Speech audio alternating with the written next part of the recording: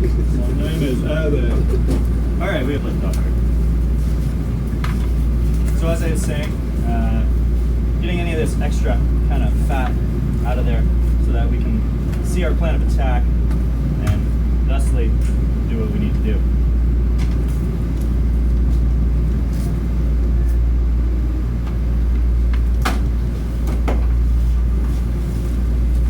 So as I said earlier as well, for those of you who are here, we're going to get a few different cuts out of this portion of the cow. We're going to be able to get the inside skirt, or vastio as they call it in Europe. We're going to be able to get the tenderloin, a little portion of the sirloin, strip loin, and a bit of the flank steak. So, oh, and the hanger steak, which will be fun. So in saying that, the hanger is going to be our first course of action here. And that's the muscle here that's floating above the tenderloin, but in between the spine. Okay. So we're gonna get at that by coming in as close as we can to the spine here, very carefully removing it because it's not a very large muscle. So if we come in too hard and fast, we're gonna end up slicing into it, and then we're gonna lose it. Hanger steak's delicious though, and we really don't want to lose that portion. Hey, Bruce! What's going on? Hey, buddy!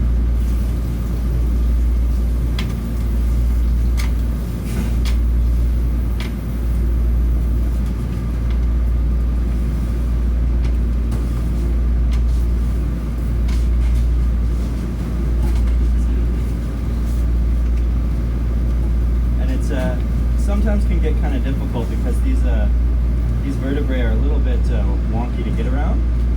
So you're not following nice and slow and close to the bone, you're gonna slice into the hanger steak and possibly even slice into your tenderloin, which would be a slightly larger steak.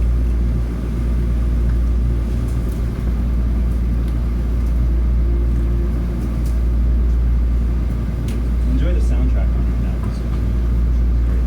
Yeah, good job, Sam. Like to see another day, sir. Like to see another day, sir. Do not pack your knives and go. You survive the cook another day. So. You better pray the next song's good. So. He's checking.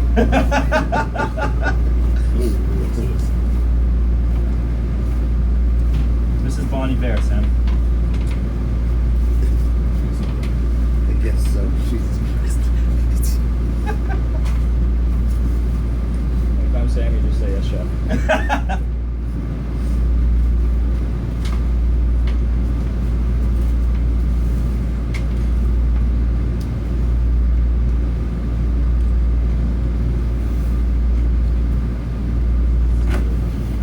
So after doing that, we can get a much better view of the tenderloin. So if you guys can't see it from over there and you want to see it, you can come on over to this side. So that almost fully exposes the muscle there, which is going to make it really easy for us to get in there, get around, and take it out.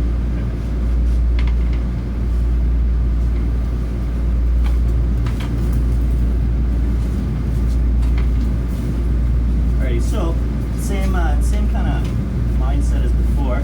Just gonna follow as closely as we can.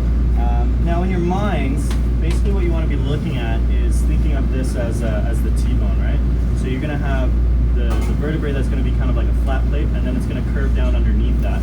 So you're gonna keep that in mind as you're working your knife around those vertebrae to release the tenderloin. Now, in any kind of butcher shop, or I mean even in a restaurant application, this is going to be your one of your most expensive cuts per pound. So you're definitely going to want to take the time to do this slowly and properly if you're not really comfortable with it. Because if you slice into this and lose your tenderloin, that's a lot of money that's going to go right down the drain.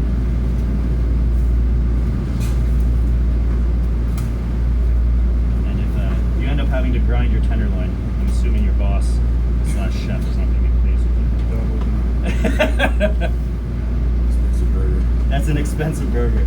Actually, you say that. I once had a customer come into the butcher shop in Van and wanted us to make him prime rib burgers, which we already do in the case. And we basically just take like chuck and then we add a bunch of like ribeye fat into it. Really luxurious kind of burger. But he wanted us just to drop a ribeye in the grinder and make burgers out of it. So these burgers ended up being like $37 a pound, I think. And he's like, they weren't even that good. I'm like, of course Because you not. probably overcooked the Well, shit out yeah, of it. you know what I mean? He's got them on a grill that's probably like 400 degrees and the flames are just shooting up, burning everything. Really? Money is better, right? It's always better. It tastes like charcoal. Beat it. Is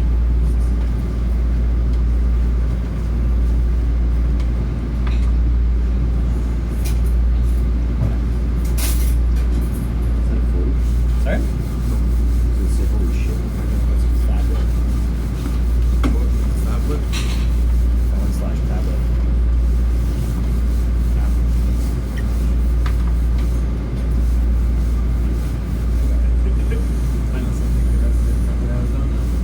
There you go, Mark. What's that, Mark? Knowledge is power, Mark. It is. The more you know. Bing!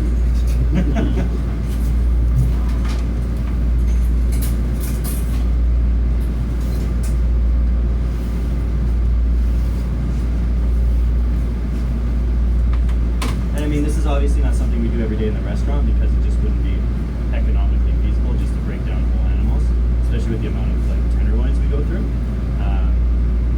But I mean, knowing how to do this, even if you don't do it every day, is I think pretty important. What's the average size of the half pound? Sorry?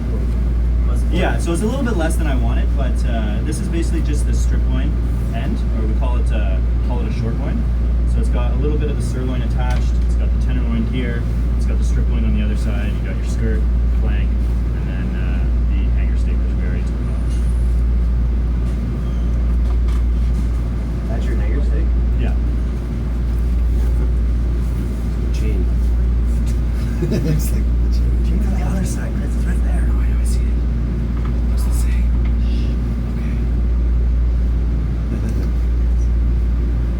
So, and this will actually be kind of cool for a lot of you guys because when we get tenderloins in the package, like the whole tenderloins, they chop it off right at the head before it connects into the sirloin. But we're going to be able to, once we take this off, kind of see that progression from where the head looks like you would see a tenderloin, you know, that you've probably done 1,000 times before, to where it connects into the sirloin. You kind of see that progression with the muscle, which if we weren't doing this, you probably wouldn't get to see.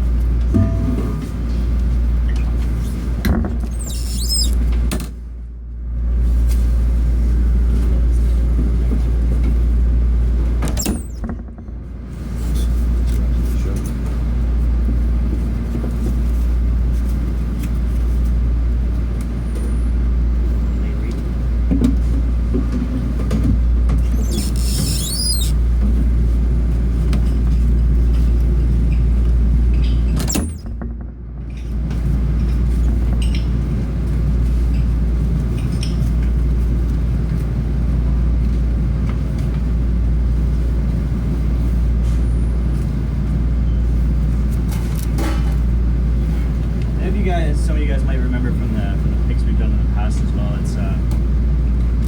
It's daunting to see the size of these animals, you know, in their kind of primal cuts like this.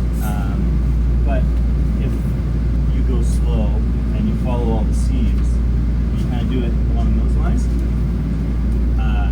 It's not that, you know, daunting of a task once you think of it in a lot smaller portions. You know what I mean? We're not going to break down this whole muscle all at once. We're going to take the little parts piece by piece, take them all off, and then at the end of it, when you stop and you look at it, you're going to be like, oh, well, there's all those cuts. Yeah. And it's, you know what I mean? But to look at it as one big piece, you're just like, oh shit, that's huge. Where do I begin? Yeah, where do I start, right? God damn it, I would. That was my fault. Always fucking up that way. David! It's already done, David. No, I'm kidding. Little take down, so.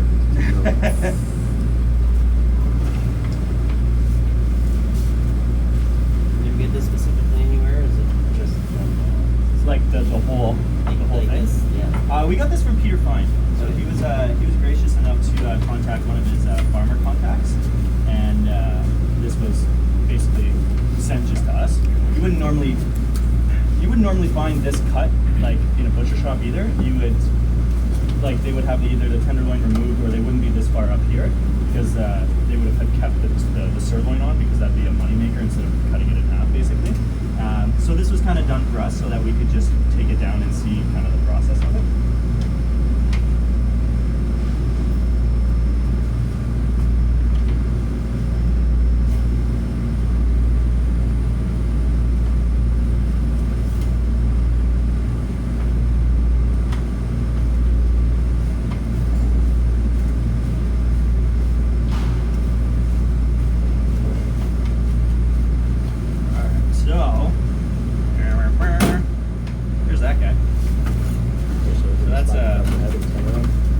That's the tenderloin, basically, as raw steaks as you're gonna get it.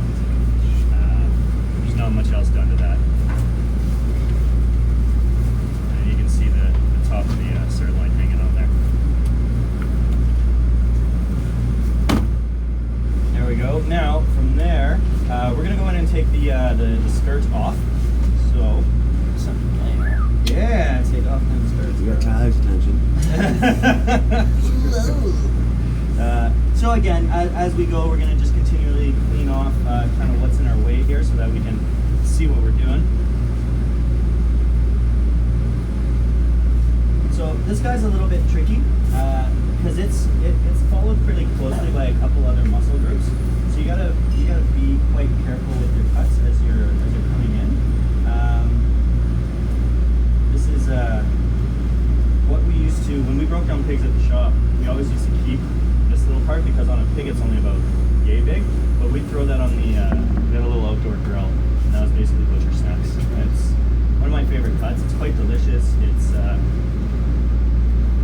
texture of it's really interesting. It's got a very kind of like linear texture. It's like strings.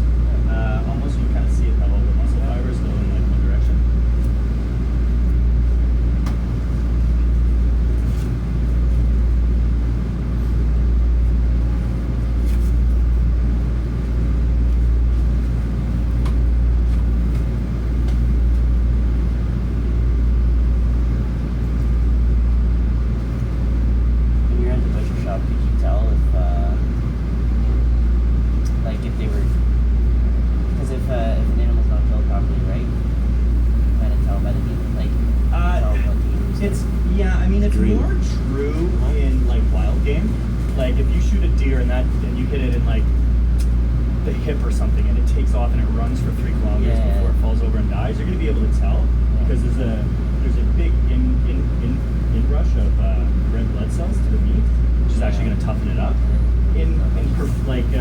Commercially slaughtered animals, they don't really get that. They're basically just herded onto a truck and then up a ramp and then shot in the head. Yeah. So they don't really have time to kind of freak out and get that surge of red blood cells into their muscles. Folgers tin can.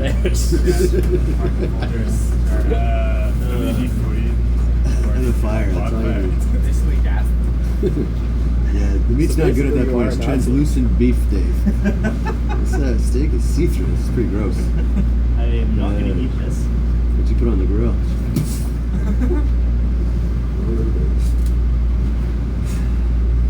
The thing you did.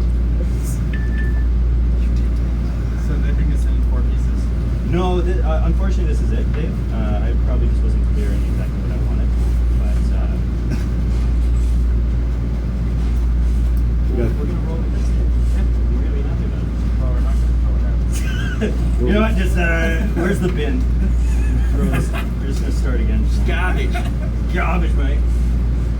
So what breed of pig is this? This is a Burdock pig. It's your most common breed of pig in Canada. And they're raised commercially in Ontario and Quebec. This is a cow, Dave. Oh. I've been lied to my whole life. It's a chicken head. I guess we got the wrong memo, little Dave. I didn't know it was We're going to need a beef. bigger can. So, Kirk, you didn't post this on MySpace. It's really Sorry, it's not 2001. Yeah. They have a MySpace. I don't think Tom even has MySpace anymore. He's dead.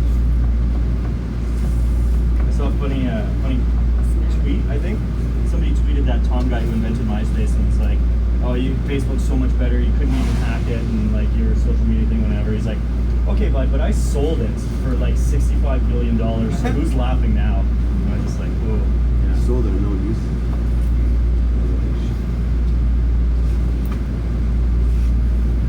Huh? Are you saying this part would be snacks? Yeah, so this is the inside skirt, which is delicious.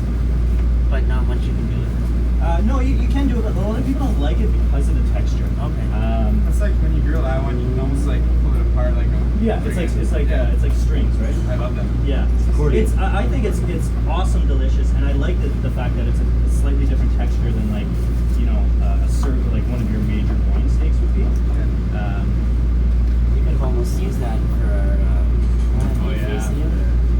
It would make a really good taco meat because you can slice it, and then it would still, if you slice it against the grain, as you bite into it, it would just fall apart, right? So it would actually be a really good sliced meat. and inexpensive. Yeah, it's fairly inexpensive because not many people want it. Is that the kind of thing that you could go to a butcher shop and just ask for? You could ask for it, and they should be able to get it for you if they don't already have it in the case. But it's not something you can see. Probably not. And like, I mean, I've only ever worked at one restaurant that we actually served this, and it was a rustic Italian trattoria, so it went with the theme. But I've never really used it in like a really high-end French restaurant or anything. What would need to be your preferred way to cook it? Grilled medium, no more than medium because of the texture of the steak. If you do it over medium, that chewy texture is really going to be accentuated, and it's just going to be tough.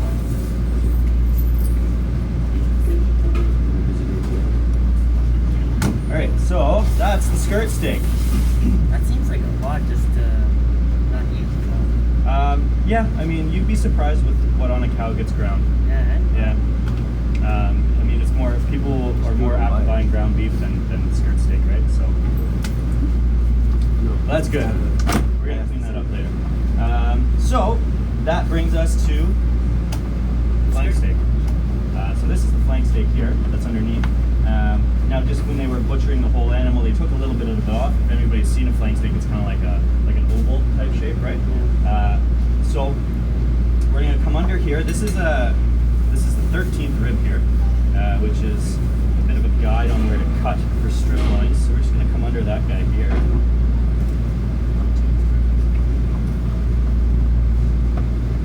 So we're missing the rib and the strip, which should be on the first two. No, the strips are on the other side.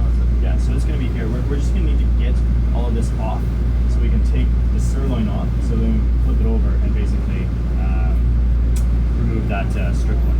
Where's your handout, Dave? This is all in the information package I gave you. Information package. I love it. I was gonna read this when I got home yesterday at 11:30. And that didn't work out, did it? No. We put on a movie. Don't You read remember. it, but you forgot all about it. Yeah, you forgot. I read it like 6 times. I don't remember. So this is a pig? No, you didn't read it. You just remember. the end of Game of Thrones? Watched Daredevil like 8 times. Don't get it. Yeah. Watch the end. I just kept rewatching it. So big he did.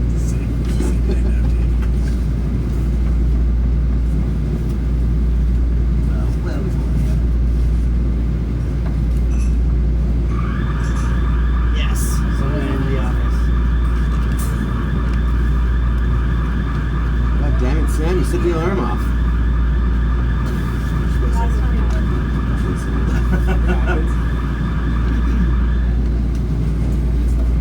So we got the tenderloin, the strip loin, the sirloin. I just turned it off early. When I get it wrong. Yeah, it's right there. The book's right here. Fuck you and your hand a little bit. Alrighty, so flank steak. That's that right there. The flank's pretty tough, no? No, it's going to be a really similar texture to the skirt where you can see it here how all the muscle fibers are linear like this. They all go in the one direction. This is what I prefer to buy from Costco. If I'm going to Costco to buy a steak, it's the cheapest steak they have, actually, and I would say it's tastes as good as a ribeye. Okay. Yeah, so I would buy that. Just as long as you cut it across the grain, right? Yeah, so basically with this, you don't want to cut steaks that are going to look like this. You want to cut steaks that are going to look like that. Yeah. Again, you want to go against the grain when you're cutting it, because if you're going with it, you're just going to be like chewing on long, it's going to be like beef jerky.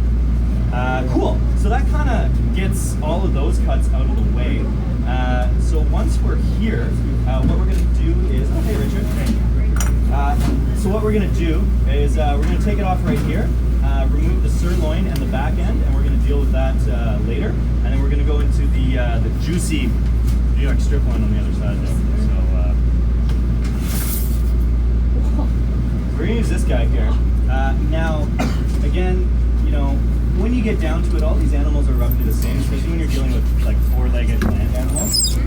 So if anybody remembers from the pig that we did, where should we cut on the vertebrae so that we don't get the H-bone from the hip in the loin? Just point out what's this one? Second one back. Yeah, so where should I cut? Choose here and then you go here. So I should cut here. Yeah. Right there? Thanks here. I think more here. Here?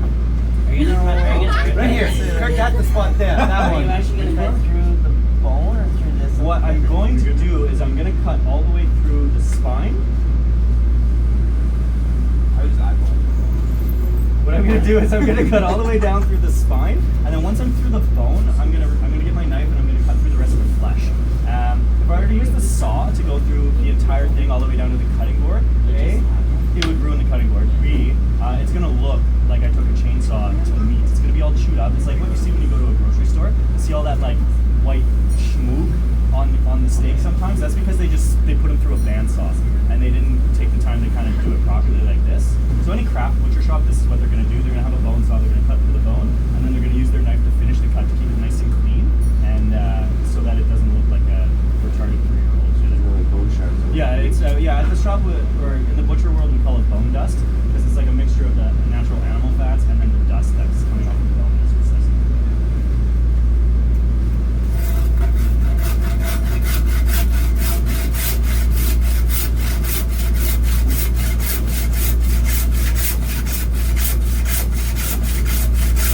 So you see all that bone that's flying off there. If I were to go all the way through the meat, any of that was left on the saw would be going and getting stuck to the meat there.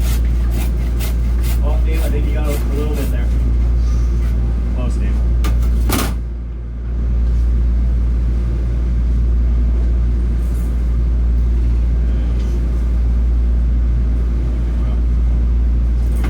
Woo!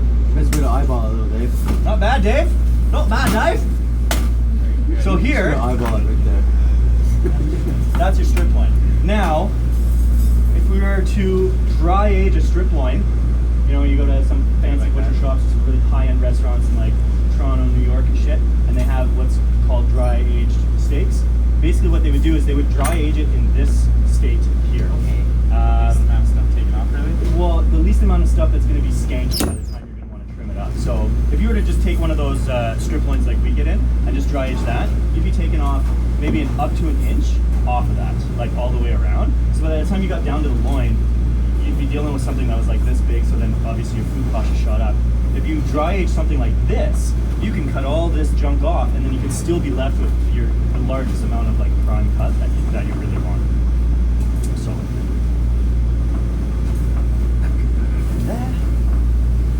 and then, like I said, I feel better about this size of cut, taking this down. But at the end of the day, you're gonna look at it and they're all just little cuts, right? You're all just taking down little parts of the animal until you get down to basically nothing. So from here, what we want to do is we're gonna follow this last rib bone. We're gonna follow it all the way down to the spine, and then we're gonna take it out. Take it out the bottom there, and then basically just come all the way around and do the exact same thing. Size of the strip is that? That'd be quite a bit smaller than you get. Just watch the camera.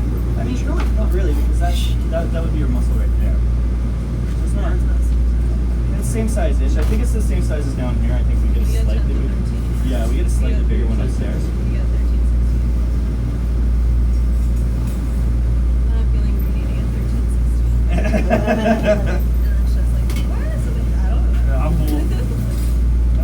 special on a couple cases, so I took it.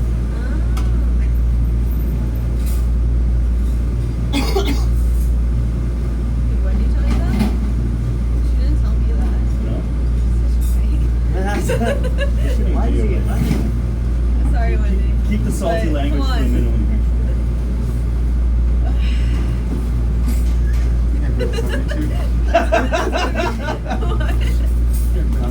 Talking about torturing I snakes. just said snakes. That's not that bad. You're butchering something. That's pretty PG already. That's T for team. Go to rip a skate. We're not gonna get any more deals ever. I'm gonna lose followers.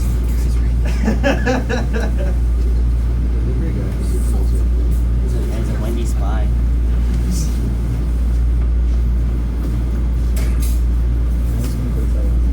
So after that, that's the last rib bone that is on this animal. So after that, there's just these little feather bones that are on the backside here, and we're gonna come in just over top of those. Again, the aim of the game, obviously, of butchery is to keep all of the expensive stuff. So we don't want to come too far in here and cut into the strip loin. So if we get little pieces of like right there, I did it. I cut through the hard cartilage. We'll just take that off later. But that's usually what we get in when we do get our shirt. Right? Exactly. Kind of So leftovers. that's not a big deal. Don't think that you got to, you know what I mean? Stick too close to the loin so that you don't get these little pieces stuck to it. But then in turn, you're going to lose more of the muscle than you're actually trying to save. So if you get any pieces of that hard cartilage still stuck to the loin, we'll just come back and take care of that later.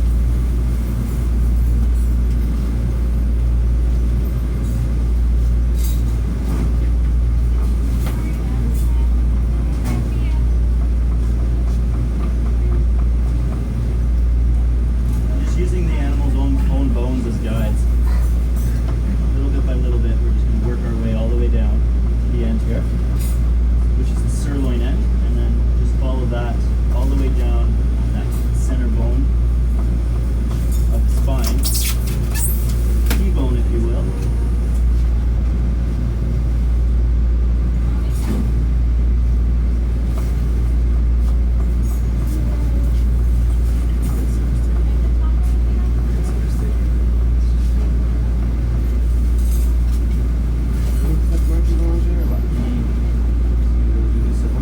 Yeah, pretty much. I got a stash at Costco after. Just gonna wing it.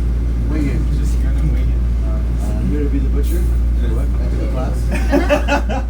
Finish it. Pretty much a method. And finish at 12:25. I'm in for my 1 o'clock. It's still fresh. Good.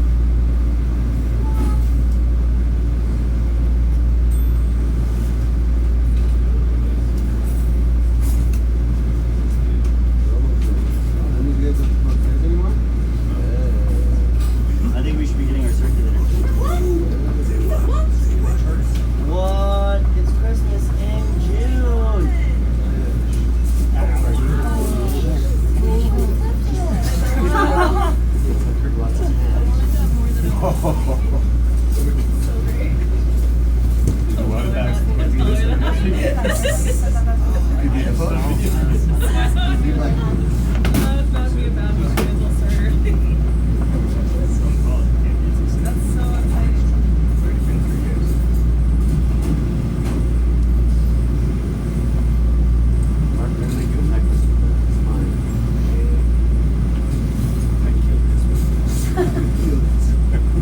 Paint your face with my blood, Marty. This was my first kill after I was going to dive with blood. My first kill. That's the thing, though. Everybody here is going to have to eat a big raw piece of fat. That's how we do it. Or they can say no.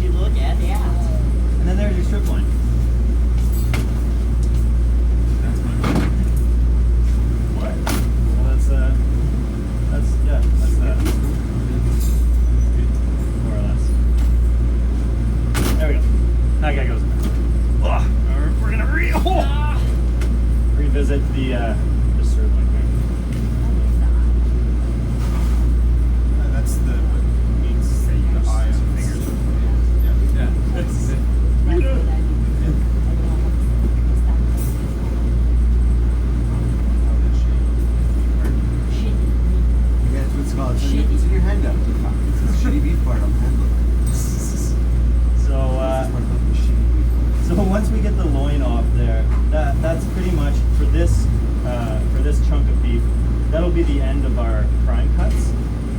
Now we're gonna get into, if we were to have the rest of it, the whole thing all the way down to the foot, we would be getting into sirloin,